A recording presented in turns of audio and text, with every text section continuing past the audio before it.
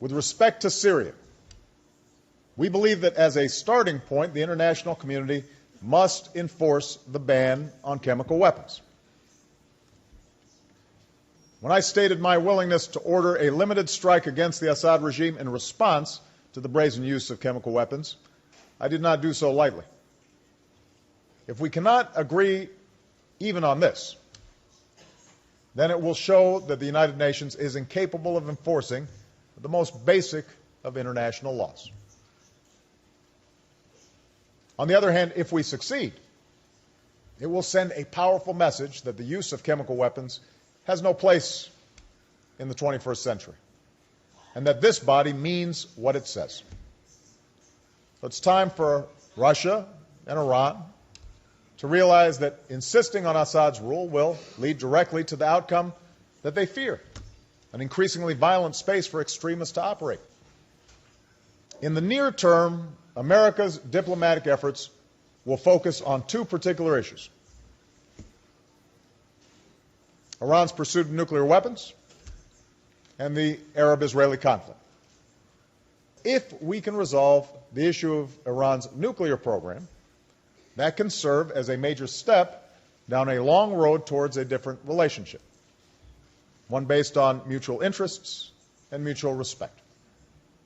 The roadblocks may prove to be too great, but I firmly believe the diplomatic path must be tested.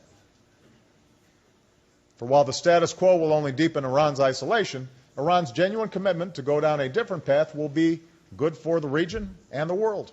The time is now ripe for the entire international community to get behind the pursuit of peace.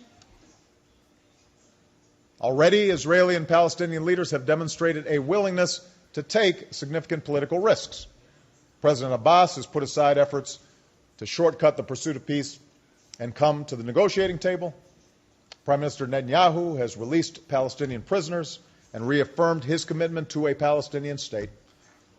The danger for the world is that the United States, after a decade of war, rightly concerned about issues back home, aware of the hostility that our engagement in the region has engendered throughout the Muslim world, may disengage, creating a vacuum of leadership that no other nation is ready to fill. Now, I believe such disengagement would be a mistake. I believe America must remain engaged for our own security, but I also believe the world is better for it. Some may disagree, but I believe America is exceptional, in part because we have shown a willingness, through the sacrifice of blood and treasure, to stand up not only for our own narrow self-interest, but for the interests of all.